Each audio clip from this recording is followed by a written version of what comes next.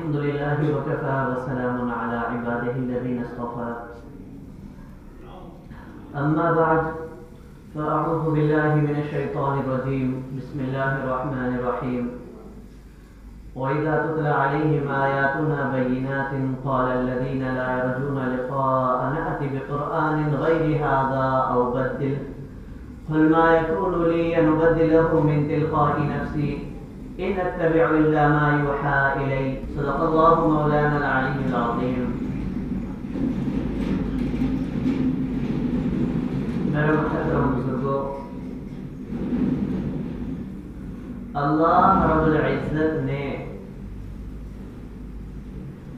انسانوں کی ہدایت کے لیے جو انبیاء علی نبینا علیہم الصلاۃ والسلام بھیجے، ان تمام نبیوں کو اللہ رب العزت نے احکام بھی پہنچائے. ان کو اپنی طرف سے کچھ لوگوں کو تو باقاعدہ کتابیں عطا کی گئی اور کچھ انبیاء علی نبینا علیہم الصلاۃ والسلام کو پہلے نبیوں کی کتابوں کو لوگوں کو بدلانے کے لیے بھیجا گیا کہ پہلے نبیوں کو جو کتابیں عطا کی گئی تھی انہی کے مطابق لوگوں میں فیصلے کریں اور لوگوں کو دین پر چلنے کی دعوت دیں. اللہ رب العزت نے جو دنیا میں بھیجی ان میں سے 4 کتابیں بڑی مشہور ہیں: تورات، انجیل، زبور اور قرآن کریم. تو یہ 4 کتابوں میں سے جو پہلی 3 ہے، حضرت داؤد علیہ السلام کو جو زبور دی گئی، حضرت موسیٰ علیہ السلام کو تورات دی گئی، حضرت عیسیٰ علیہ السلام کو جو انجیل دی گئی،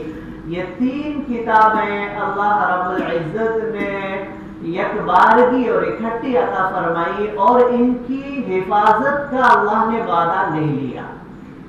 اللہ رب العزت نے اس کا وعدہ نہیں لیا کہ قیامت تک یہ جیسی ہم نازل کر رہے ہیں، جیسی ہم نبیوں کو دے رہے ہیں ویسے ہی کتابیں رہیں گی. ایسا اللہ کا کوئی وعدہ نہیں ہے. اس لیے بھی نہیں ہے وعدہ کیونکہ ان کے بعد ایک ایسے نبی آنے تھے جو سارے نبیوں کے سردار ہیں اور جن کی شریعت قیامت تک چلنے والی ہے. اس لیے اس نبی یعنی ہمارے نبی صلی اللہ علیہ وسلم سے پہلے ہمارے اور جتنے نبی ہیں ان کی کتابوں کا اللہ نے وعدہ نہیں لیا. قرآن کریم 4تھی بڑی کتابوں میں سے ایک کتاب ہے اور یہ ایک ایسی کتاب ہے جو اللہ نے اکٹھی نازل نہیں کی، بلکہ جیسے حالات بنتے گئے، لوگوں کے جیسی کیفیتیں پیش آئیں، جیسے واقعات پیش آئے، تو ان حالات کے اعتبار سے اللہ رب العزت نے موقع محل کے اعتبار سے قرآن کریم کی کچھ آیتیں نازل فرما دی، کبھی کچھ سورتیں نازل فرما دی اور 23 سال کی مدت میں پورا قرآن کریم اللہ رب العزت نے ہمارے اور آپ کے آقا سرور کائنات محمد عربی صلی اللہ علیہ وسلم کو عطا فرمایا.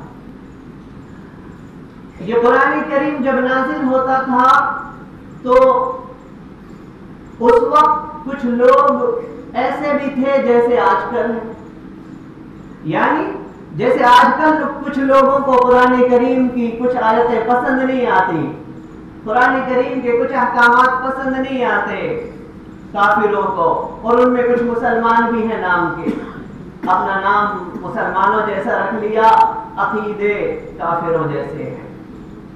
تو ایسے ہی اس زمانے میں کچھ لوگ ہوا کرتے تھے، وہ یہ کہتے تھے کہ ہم ایمان تو لے آئیں گے لیکن قرآن کریم میں جو یہ آیتیں ہیں ان کو بدل دو.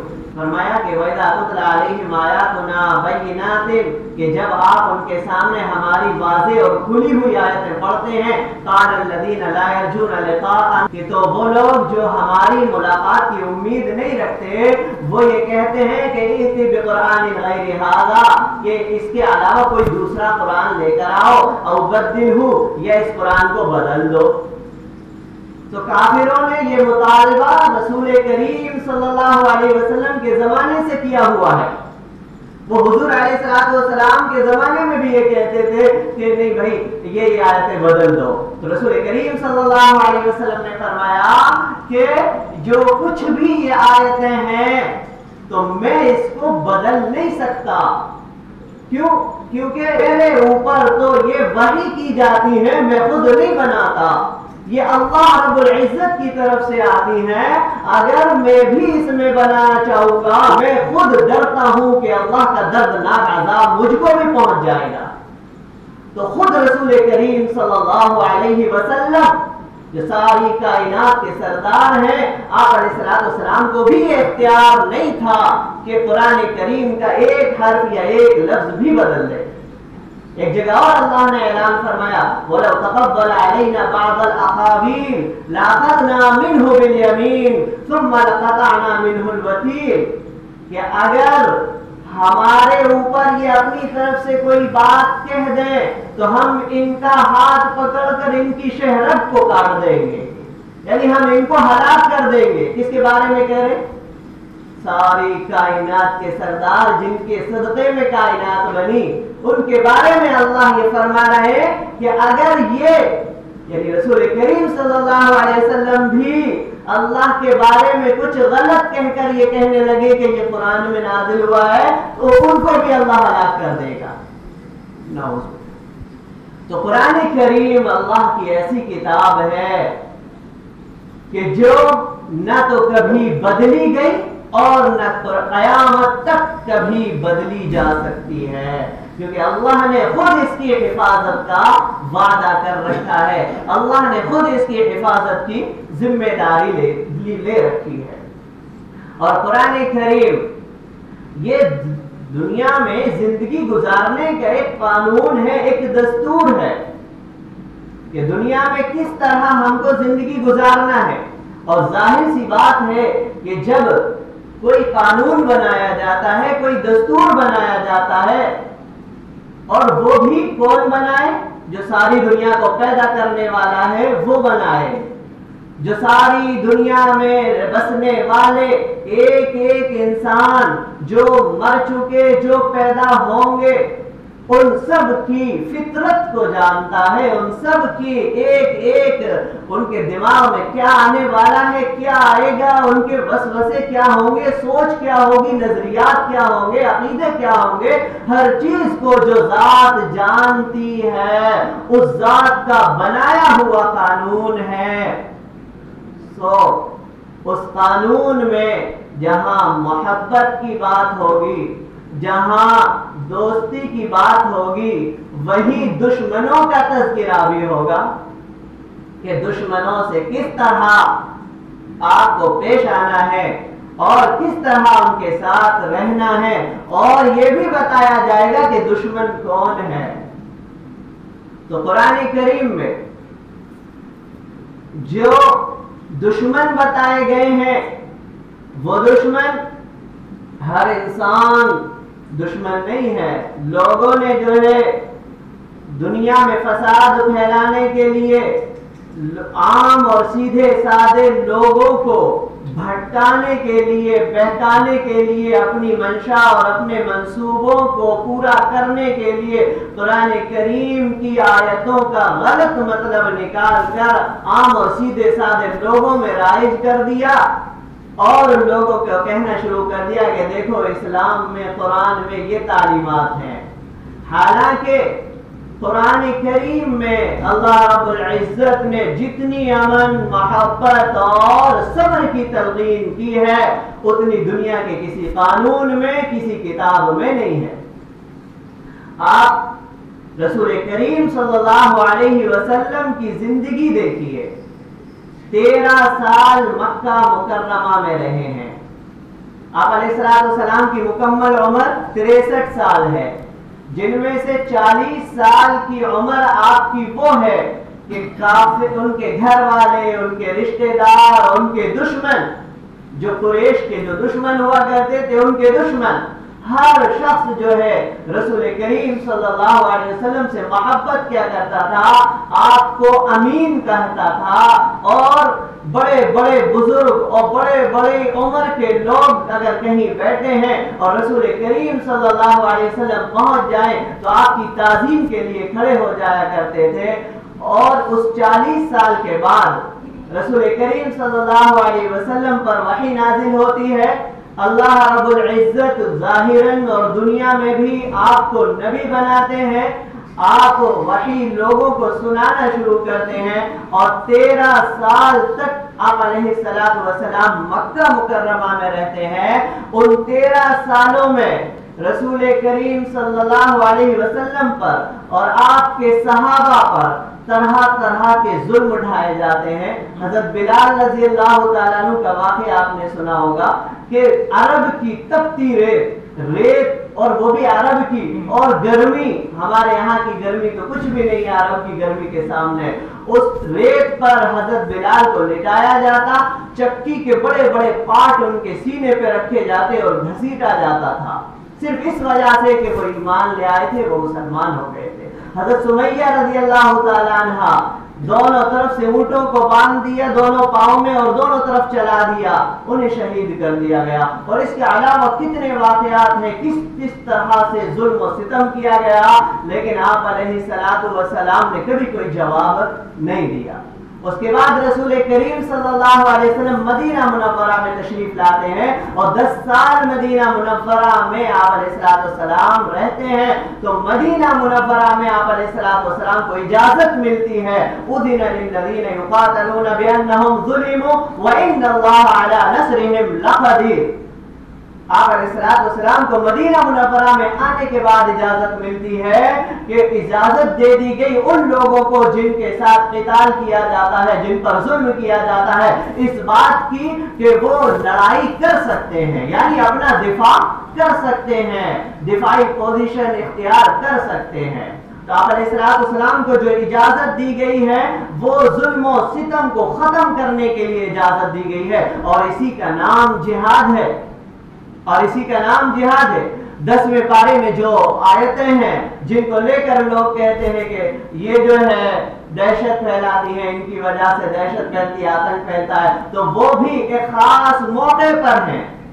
قرآن کریم جس طرح سے دنیا کا بھی کوئی قانون، آپ ہندوستان کے قانون کی کتاب ہاتھ میں لے کر 2-4 اس کے دفعہ پڑھ کر یہ نہیں کہہ سکتے کہ میں قانون سمجھتا ہوں اور قانون کا یہ مطلب ہے، وہی دوسرا وکیل ہوگا وہ کہہ دے گا کہ نہیں یہ مطلب یہ نہیں ہے، اس دفعہ کا یہ مطلب یہ ہے، تو معتبر وکیل ہوگا، وکیل کی بات مانی جائے گی، آپ کی نہیں مانی جائے گی۔ اسی طرح قرآن کریم کے بارے میں آپ یہ کیسے سمجھ لیتے ہیں کہ جو چاہے وہ اٹھا لے قرآن کریم کو اور کہنے لگے کہ قرآن کریم میں یہ اس آیت کا مطلب یہ ہے، اس آیت کا مطلب یہ ہے؟ ایسا کیسے ہو سکتا ہے کہ دنیا کے قانون کے سامنے تو آپ جو جانتا ہے اس کا اعتبار کرتے ہیں، اور قرآن پاک کے بارے میں جو جانتا بھی نہیں ہے، صرف ترجمہ پڑھ لیا ہندی میں انگریزی میں، اس کا اعتبار کر لیا جائے۔ تو سورہ براءت میں جو آیتیں ہیں کافروں کے تعلق سے، وہ ہر شخص کے، ہر کافر کے بارے میں نہیں ہے، بلکہ اس کا ایک خاص شان نزول ہے۔ 9 ہجری میں جب رسول کریم صلی اللہ علیہ وسلم نے مکہ مکرمہ فتح کر لیا، تو اس وقت وہاں کے جو لوگ 22 سال سے آپ علیہ السلام کو ستا رہے تھے، 22 سال سے مسلمانوں پر جو ظلم و ستم کر رہے تھے، وہ آیتیں ان کے بارے میں ہیں کہ ان کو 4 مہینے کی مہلت دے دی گئی۔ یہاں رحم بھی دیکھیے کہ 22 سال سے ستا رہے ہیں، موقع ملا ہے تو فوراً ان کو ختم نہیں کیا گیا، ان کو 4 مہینے کی مہلت دی جا رہی ہے۔ 4 اشہر 4 مہینے کی مہلت دے دی گئی کہ 4 مہینے میں آپ اپنا رستہ اختیار کر لو، یا تو ایمان لے آؤ یا مکہ چھوڑ کر چلے جاؤ۔ پھر اس کے بعد فرمایا کہ 4 مہینے کے بعد یہ لوگ جہاں بھی دکھے تمہارے آس پاس تو انہیں ختم کر دینا۔ وجہ بھی آگے بتلا دی، اس لیے کہ اگر ان کو چھوڑ دیا گیا اور یہ لوگ پھر غالب آ گئے تو تمہارے اوپر یہ رحم نہیں کریں گے۔ تو دنیا کے قانون میں کیا کیا جاتا ہے دشمنوں کے ساتھ؟ اگر تم دنیا والے دشمنوں کے خاتمے کے لیے طرح طرح کے قانون بناؤ تو اس پہ کوئی اعتراض نہیں، اور قرآن کریم میں اللہ رب العزت رحم کے ساتھ، ان کو مہلت کے ساتھ حکم دے رہا ہے تو لوگ اس پر اعتراض کرتے ہیں۔ حالانکہ اللہ رب العزت نے یہ سارے قانون اور یہ ساری آیتیں جہاد کی بتلانے کے بعد ہم کو ایک واضح حکم بھی دے دیا کہ لا ينهاكم الله عن الذين لم يقاتلوكم في الدين ولم يخرجوكم من دياركم ان تبروهم وتقسطوا وتقسطوا إليهم إن الله يحب المقسطين کہ جو لوگ بھی ایمان نہیں رکھتے ایسا نہیں ہے کہ ہر ایک سے تم دشمنی کرو، ہر ایک سے تم بولو چالو متی، نہیں، فرمایا کہ اللہ رب العزت ان لوگوں سے دوستی کرنے اور ان لوگوں کے ساتھ انصاف کرنے سے منع نہیں کرتا جو تم سے لڑائی نہیں کرتے. لا یقاتلوکم فی الدین، جو لوگ تم سے دین کے بارے میں جھگڑتے نہیں ہیں، ولم یخرجوکم من دیارکم، اور جو تمہیں تمہارے گھروں سے نکالتے نہیں ہیں، ان تبروہم وتقسطوا، تو ان کے ساتھ نیکی کرنے، ان کے ساتھ انصاف کرنے سے اللہ روکتا نہیں ہے تم کو. ان اللہ یحب المقسطین، بلکہ اللہ تو انصاف کرنے والوں کو پسند کرتا ہے. اور یہ جن لوگوں کے ساتھ منع کیا گیا ہے اس کو خود اللہ فرماتا ہے انما ینہاکم اللہ عن الذین، کہ اللہ رب العزت ان سے دوستی اور ان کے ساتھ اچھا سلوک کرنے سے منع کرتا ہے جو دین کے بارے میں تم سے جھگڑا کرتے ہیں اور تم کو تمہارے گھروں سے نکالتے ہیں. بس ان لوگوں سے منع ہے. باقی دنیا کا کوئی بھی مذہب کا ماننے والا ہو، کوئی بھی اپنی عقیدے اور سوچ کا مالک ہو، کسی سے بھی دشمنی کا اللہ نے حکم نہیں دیا. دشمنی اور ہاتھ کو روکنا صرف ان سے ہے جو مسلمانوں کے خلاف لڑتے ہیں، مسلمانوں کو گھروں سے نکالتے ہیں. تو یہ جتنی باتیں مسلمانوں کے اور قرآن کریم کے بارے میں لوگوں میں پھیلائی جاتی ہیں یہ ساری کی ساری جھوٹ ہیں. اللہ رب العزت تو خود اعلان فرماتا ہے رسول کریم صلی اللہ علیہ وسلم کی زبانی کہ الراحمون یرحمہم الرحمن، کہ جو لوگ دوسروں پر رحم کرتے ہیں اللہ ان پر رحم کرتا ہے، اور جو دوسروں پر رحم نہیں کرتے اللہ ان پر رحم نہیں کرتا، اب دوسرے چاہے کوئی بھی ہو. تو اسلام تو رحم کا، ہمدردی کا، ایثار کا درس دیتا ہے، سبق دیتا ہے.